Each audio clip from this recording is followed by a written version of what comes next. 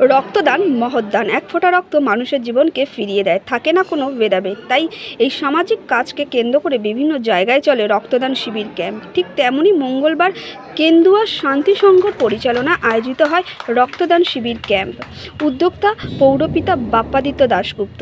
এই দিন বহু মানুষকে রক্ত দিতে দেখা যায়। এখানে সফল হয় তাদের রক্তদান শিবির। অনুষ্ঠানে উপস্থিত ছিলেন বিশিষ্ট মানুষজনেরা।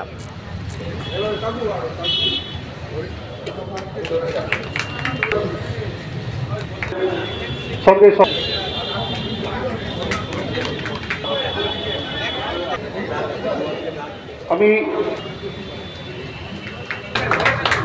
আমি মঞ্চে ডেকে নেব আমাদের সঙ্গে সম্পাদক। অন্যান্য যে কোনো গত 3 বছর 5 বছর তা নয়, এটা এদের লিগ্যাসি, বরাবর এটা করে আসছে এবং অত্যন্ত কর্তব্যের সাথেই কাজটা ওরা করে। পাশে পুজো হচ্ছে, আমাদের পুজোর কাজ শুরু হয়ে এই জায়গাটাকে আমরা আটকে রেখেছিলাম, পুজোর মধ্যে নেইনি। আগামীকালই এটা খুলে এটা পুরো পুজো স্ট্রাকচার হয়ে যাবে। তো শুধু এই দিনটার কথা মাথায় রেখে এবং শতাধিকজন এখানে রক্তদাতা আসেন। প্রত্যেক বছর যারা দেন তারাই ঘুরে ফিরে আসে হয়।